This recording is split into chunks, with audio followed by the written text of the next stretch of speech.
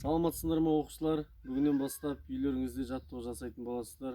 Мен қазір сіздерге жасаймын. Соны таңертең үйде қайталап отырыңыздар. Ендеше жаттығуды бастаймыз. Қолды белге қоямыз, басты айналдырамыз. 1, 2, 3, 4. 1, 2, 3, 4. 1, 2, 3, 4. 1, 2, 3, 4. Келесі жаттығу. Қолды иыққа қоямыз. Иықты алдыға артқа айналдырамыз. 1, 2, 3, 4. 1, 2, 3, 4. 1, 2, 3, 4. 1, 2, 3, 4. Келесі жаттығу. Оң қол жоғары, сол қол төмен. Жаттығуды алдыға артқа. 1, 2, 3, 4.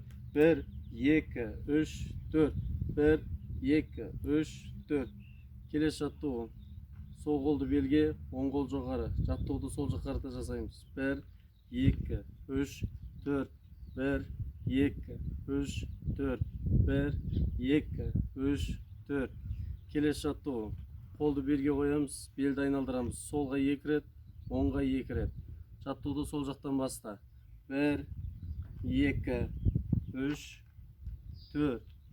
1, 2, 3, 4.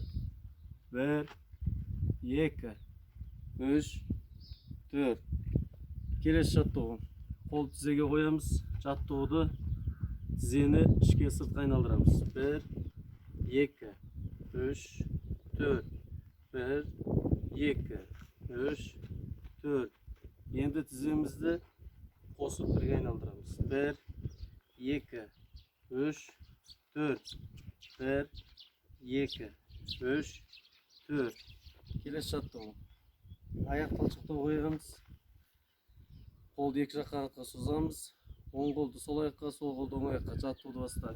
1, 2, 3, 4. 1, 2, 3, 4. 1, 2, 3, 4. 1, 2, 3, 4. 1, 2, 3, 4. Келесі жаттығу.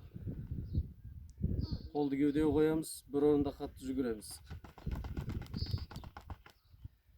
Ендеше, құрметті оқушылар, осы жаттығуларды күнде таңертең үйлеріңізде жасап отырыңыздар. Ұмытып кетпеңіздер. Сау болыңыздар.